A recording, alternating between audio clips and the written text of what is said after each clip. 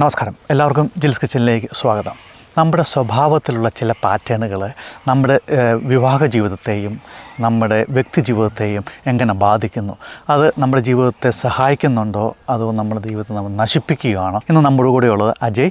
അദ്ദേഹം ഫാമിലി റിലേഷൻഷിപ്പിൽ വർക്ക് ചെയ്യുന്നു. അദ്ദേഹം നമ്മളോട് സംസാരിക്കും എങ്ങനെ ഈ പാറ്റേൺ നമുക്ക് ഐഡൻറ്റിഫൈ ചെയ്യാനായിട്ട് സാധിക്കും, ഐഡൻറ്റിഫൈ ചെയ്തതിന് ശേഷം എങ്ങനെ അതിൻ്റെ പുറത്ത് കടക്കാനായിട്ട് നമുക്ക് സാധിക്കും. അങ്ങനെ വളരെ സുന്ദരവും മനോഹരവുമായിട്ടുള്ള ഒരു കുടുംബജീവിതവും ഒരു വ്യക്തി ജീവിതവും നമുക്ക് നടക്കാനായിട്ട് സാധിക്കുന്നതിനെക്കുറിച്ച് അജയ് നമ്മളോട് വിശദീകരിക്കുന്നതാണ്. അജയ് നമസ്കാരമുണ്ട്. നമസ്കാരം. എന്താണ് വിശേഷം? നല്ല അടിപൊളി ഒരു ദിവസമാണ് അല്ലേ?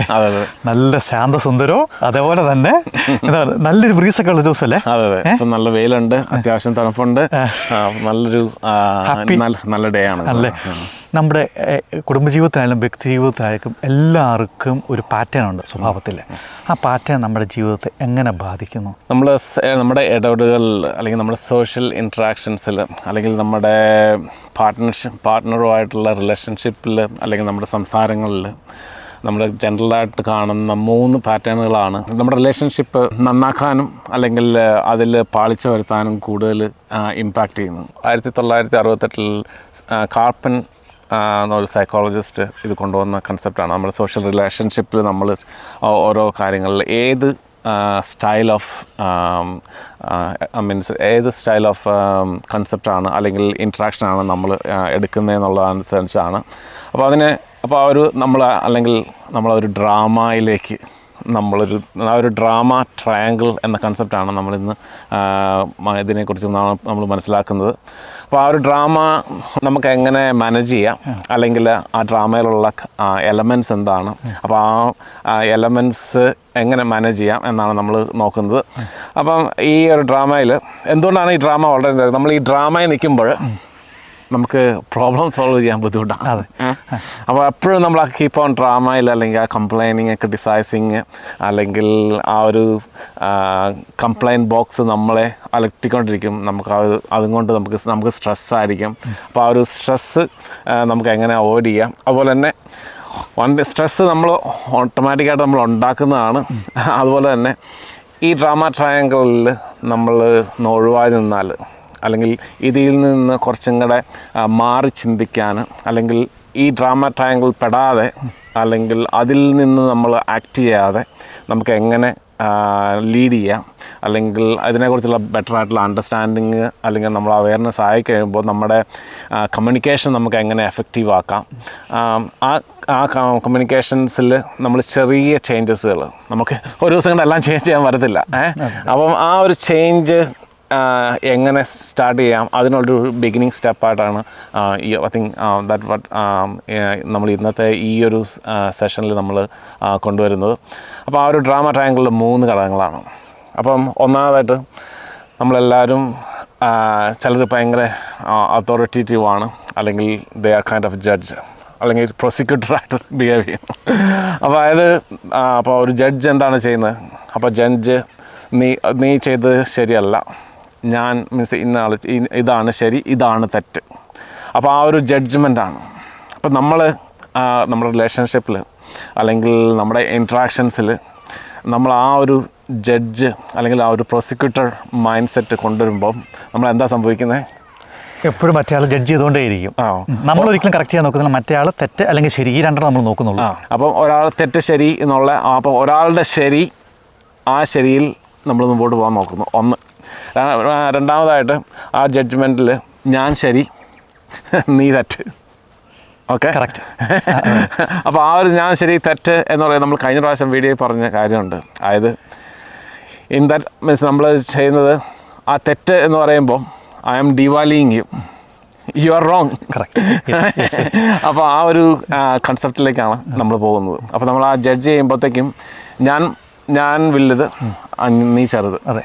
അപ്പോൾ അത് നമ്മുടെ നോർമലായിട്ടുള്ള സംസാരങ്ങളിലായിരിക്കും. അപ്പം നമ്മൾ നോർമലായിട്ടുള്ള സാഹചര്യങ്ങളിൽ, അതുപോലെ തന്നെ നമ്മൾ വളരെ മീൻസ് ലൈക്ക് ഇൻറ്റിമേറ്റ് ആയിട്ടിരിക്കുന്ന സമയത്ത്, അല്ലെങ്കിൽ നമ്മൾ ഇൻറ്റിമേറ്റ് ആയിട്ടുള്ള ഫ്രണ്ട്സിനായിട്ട് നമ്മൾ സംസാരിക്കുമ്പോൾ, നമ്മൾ ഇൻറ്റിമേറ്റ് ആയിട്ടുള്ള പാർട്ട്ണർഷിപ്പ് ആണെങ്കിൽ it is okay, they can accept it. അപ്പോൾ ആ ഒരു സെൽഫ് അക്സെപ്റ്റൻസും അപ്രീസിയേഷനും ഒക്കെ ഉണ്ട്. They can even though we make the mistake, they can take it, they can still love them. But when a relationship is in a conflict, in a challenging situation, then this judgment become very problem. അപ്പോൾ ആ ഒരു ഒരാളെ ഡീവാല്യൂ ചെയ്യുന്ന ആ ഒരു പ്രോസസ്സിലേക്കാണ് പോകുന്നത്. അപ്പോൾ ഒരാളെ ഡീവാല്യൂ ചെയ്യുന്ന സമയത്ത് മറ്റാളെ എങ്ങനെ വാല്യൂ ചെയ്യും? മറ്റേ ആൾ എന്നെ നീ കൊള്ളത്തില്ല, നീ ചെയ്യുന്ന തെറ്റാണ് എന്ന് ആ ഒരു കംപ്ലൈനിങ്ങും ക്രിറ്റിസിസവും ചലഞ്ചിങ് ഓട്ടോമാറ്റിക്കായിട്ട് ചെയ്യുമ്പം നമ്മൾ മറ്റേ ആൾക്കാരോട് സംസാരിക്കുമ്പോഴും അല്ലെങ്കിൽ നമ്മൾ ഈ ഒരു ജഡ്ജ്മെൻ്റ് ഉണ്ടാവും. പക്ഷെ ജഡ്ജ്മെൻറ്റ് നല്ലതാണ്. പക്ഷേ when it is a constant nagging, നമ്മളിതിങ്ങനെ കണ്ടിന്യൂസ് ആയിട്ട് പോകുമ്പോൾ it will impact the self esteem. അപ്പോൾ ആ ഒരു ഓരോ മനുഷ്യർക്കും അവരൊരു വിലയുണ്ട്, അല്ലെങ്കിൽ ആ സെൽഫ് വർത്ത് ഉണ്ട്. അപ്പോൾ അത് ശരിക്കും അവർ തമ്മിലുള്ള റിലേഷൻഷിപ്പ് അകന്നകന്നു പോകും അല്ലേ? അതെ. അടുത്ത കൺസൾട്ടിലേക്ക് വരാം, എന്നിട്ട് ഞാൻ അടുത്ത ആ ഒരു സ്ട്രെസ്സിൻ്റെ ഡീറ്റെയിലേക്ക് പോവാം. അപ്പോൾ ഒന്നാണ്, അപ്പം one person is one of the component is either you act as a judge or a persecutor. അപ്പം number 2, now considering on the other part, right? If I am judging you, നീ കൊള്ളത്തില്ല, നീ പോരാ, അപ്പം ആ ആളിൽ they become a victim. അപ്പം എനിക്ക് പോരായ്മയാ, എനിക്കിത് ചെയ്യാൻ പറ്റത്തില്ല, എനിക്കിത് മുമ്പോട്ട് പോകാൻ ബുദ്ധിമുട്ടാണ്. അപ്പോൾ ആ ഒരു ബുദ്ധിമുട്ടിൽ നമ്മൾ നമ്മുടെ ലൈഫിൽ ചെയ്യും. പിന്നെ നമ്മൾ എല്ലാ ദിവസവും ചിന്തിക്കുന്നത് എൻ്റെ ജീവിതം എങ്ങനെയായി, എൻ്റെ ജീവിതം പാഴായിപ്പോയി, എനിക്ക് പറ്റത്തില്ല, എൻ്റെ വിധി, ഇതെൻ്റെ വിധിയാണ്, എനിക്കിതൊന്നും ചെയ്യാൻ പറ്റത്തില്ല എന്നുള്ള ആ ഒരു വിക്ടിം മൈൻഡ് സെറ്റ് നമുക്കത് കോമൺ ആയിട്ട് നമുക്കത് കാണാൻ പറ്റും. അത് ഓരോരുത്തരുടെ ഓരോരുത്തരുടെ പേഴ്സണാലിറ്റി, ഓരോരുത്തരുടെ വാല്യൂസ്, ഓരോരുത്തരുടെ അണ്ടർസ്റ്റാൻഡിങ് ഉള്ള ഇതിലാണ്. അപ്പോൾ അതിന് വേറെ പറയും. അപ്പോൾ ഈ ഒരു വിക്ടിം മോഡൽ നമ്മൾ എന്താണ് സംഭവിക്കുന്നത്? നമ്മൾ എല്ലാവരെയും നിന്നും മാറി അപ്പം നമ്മൾ സോഷ്യൽ സെറ്റിങ്സിൽ നമ്മൾ മാറി നിൽക്കുന്നു, അല്ലെങ്കിൽ സോഷ്യൽ സെറ്റിങ്ങിൽ പോകാൻ ബുദ്ധിമുട്ട് വരുന്നു, അല്ലെങ്കിൽ മറ്റുള്ളവരുമായിട്ട് ഇൻട്രാക്ട് ചെയ്യാൻ ബുദ്ധിമുട്ടായിരിക്കും. അതുപോലെ even with the partner they try to go away, because if I am trying to connect with you, I am getting this complaining and criticizing, or I am challenging you, and when it is a constant, I don't want that. Correct. അപ്പോൾ ആ ഒരു stress, അവിടെ എന്താണ് connection പോയി already, connection പോയി. അപ്പോൾ ആ ഒരു സ്ട്രെസ് നമുക്ക് ഓട്ടോമാറ്റിക്കായിട്ട് വന്നു. അപ്പോൾ അതായത് നമ്മൾ സ്ട്രെസ്സിൽ 3 കാര്യങ്ങളാണ്.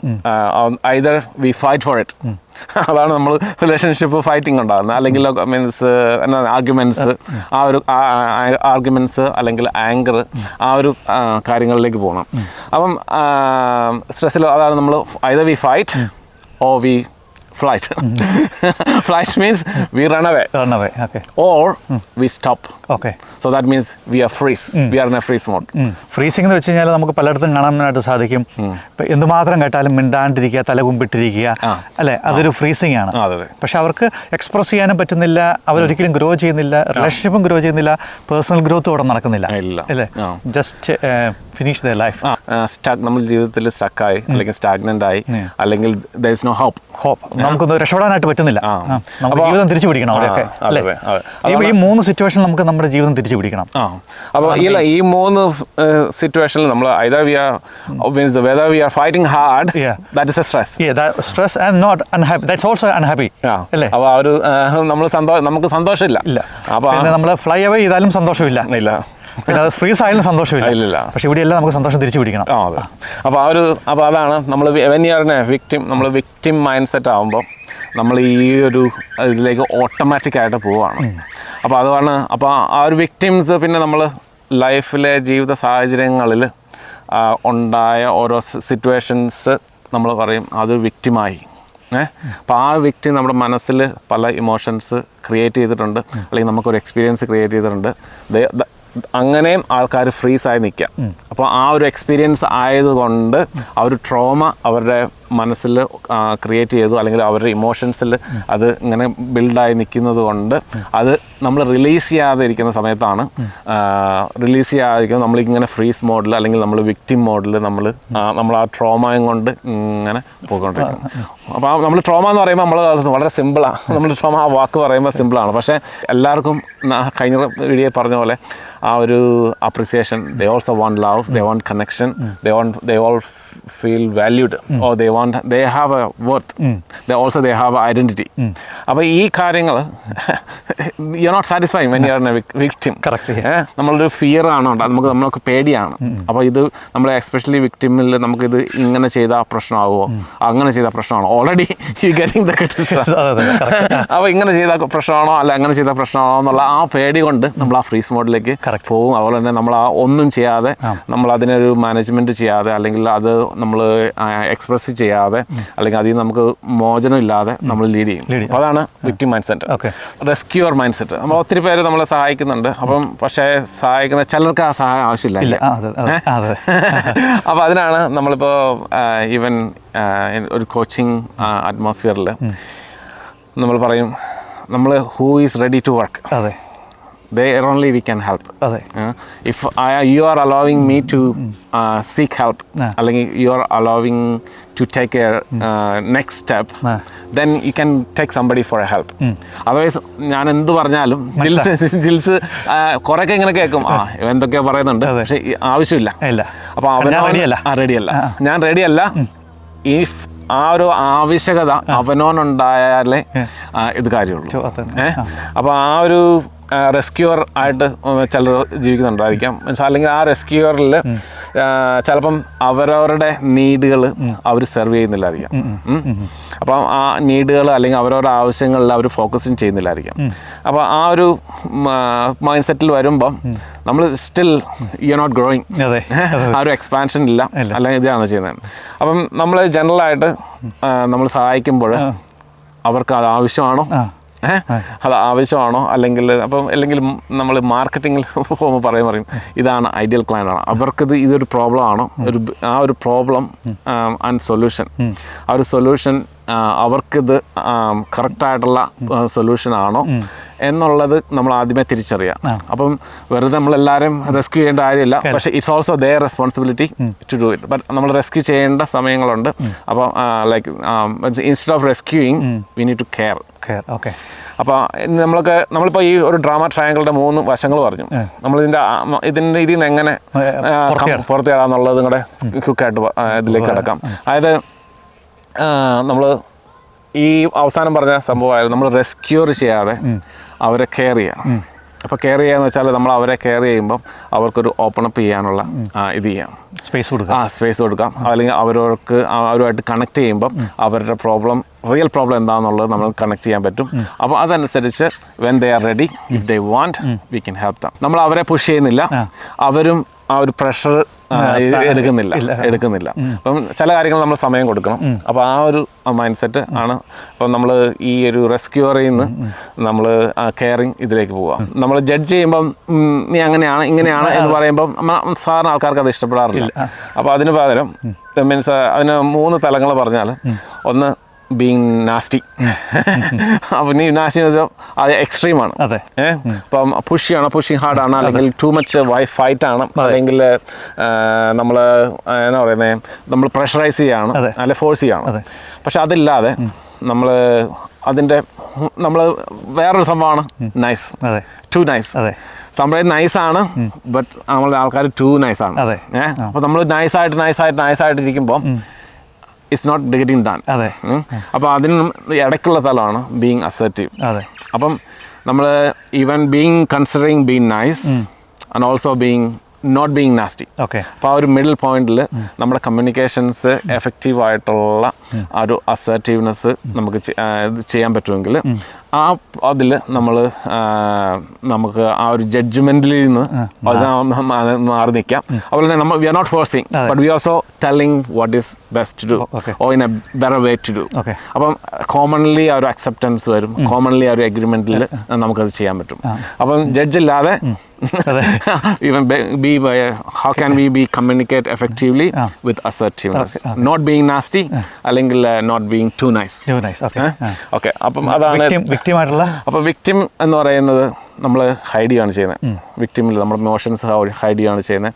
അപ്പോൾ ആ ഹൈഡ് ചെയ്യുന്നതിന് പകരം നമ്മുടെ ഇമോഷൻസ് ചില സമയങ്ങളിൽ എക്സ്പ്രസ് ചെയ്യുക എന്നുള്ളത് ബുദ്ധിമുട്ടാണ്. വേണമെങ്കിൽ നമുക്ക് പല മീഡിയ യൂസ് ചെയ്യാമല്ലോ. അപ്പോൾ നമുക്ക് വേണമെങ്കിൽ നമ്മളെ വിക്ടിമാക്കുന്ന ആൾക്കാരോട് വേണമെങ്കിൽ നമുക്കത് എക്സ്പ്രസ് ചെയ്യാം. അതല്ലെങ്കിൽ ചില ആൾക്കാരാണല്ലോ വിക്ടിമായിട്ടുള്ള ആൾക്കാരാണ് ചിലപ്പോൾ പോയംസ് എഴുതുക, സോങ്സ് എഴുതുക, എസ്സേസ് എഴുതുക, അല്ലേ? അപ്പോൾ അതല്ലെങ്കിൽ മൂന്നാമതൊരാളോട് വേണമെങ്കിലും നമുക്ക് സംസാരിക്കാം, അല്ലേ? അപ്പം അതിന് ഞാൻ റിലേഷൻഷിപ്പിൽ വേറെ എക്സാമ്പിൾ പറയാം. നമ്മൾ നേരിട്ട് വരുമ്പോഴത്തേക്കും നമ്മുടെ ആർഗ്യുമെന്റ്സ് ഫാസ്റ്റ് ആയിരിക്കും.